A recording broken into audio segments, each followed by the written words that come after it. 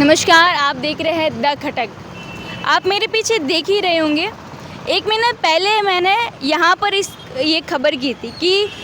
इस सड़क पर जगह जगह पर सिर्फ खड्डे ही खड्डे नज़र आ रहे थे और आखिरकार अब द खटक की खबर का असर हो गया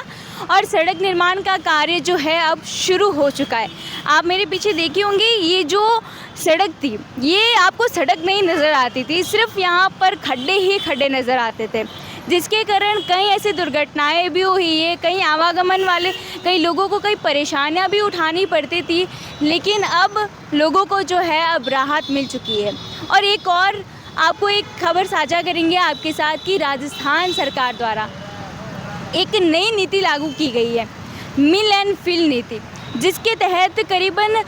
सभी 305 नगर परिषद, नगर पालिका और नगर निगम में एक सख्त निर्देश आदेश किए गए हैं कि अब सड़क पर सड़क का खेल ख़त्म कर दिया जाए। जो पहले सड़क बनाई जाती थी, अगर कोई भी सड़क टूटी फूटी नज़र आती थी, उनके सिर्फ खड्डों का निर्माण करके सिर्फ उस सड़क को कर दिया जाता था, लेकिन अब जो है पूरी तरीके से सड़क को तोड़कर और वापस उस सड़क को नवनिर्माण किया जाएगा। क्योंकि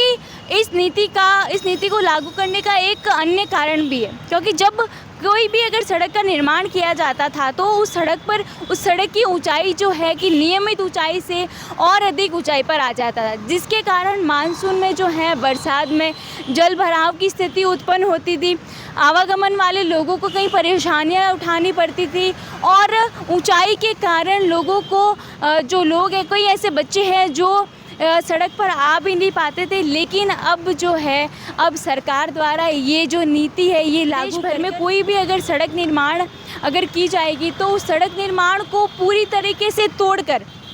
मशीनी प्रक्रिया द्वारा पूरी सड़क को ध्वस्त करके उसके बाद ही पूरी नव निर्माण की सड़क की जाएगी। और इस सड़क के कई ऐसे फ़ायदे भी हैं कि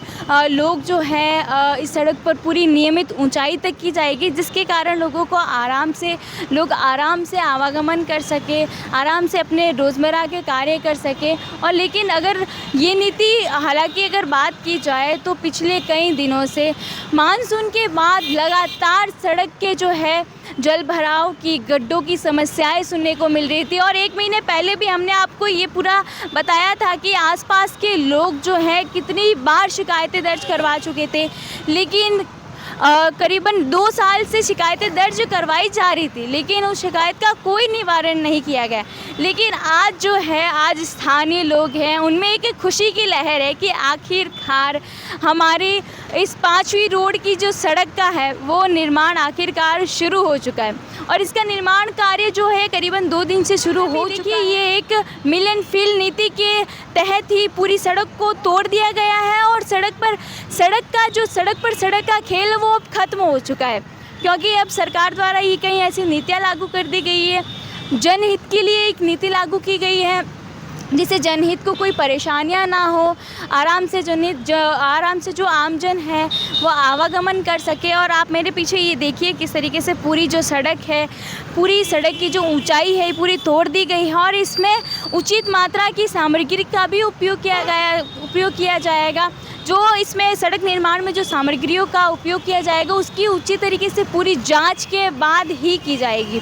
क्योंकि कुछ ऐसे भी सड़क निर्माण के कार्य जिसमें उचित मूल्य की सामग्री का प्रयोग नहीं किया जाता है, जिससे सड़क निर्माण के 1 महीने बाद ही सड़क ध्वस्त होती नज़र आती है। सड़क पर जगह जगह खड्डे होते नज़र आते हैं, लेकिन अब जो है अब ऐसा नहीं होगा। अब सड़क निर्माण में उचित मूल्य की जो सामग्री का प्रयोग किया जाएगा, जिससे मानसून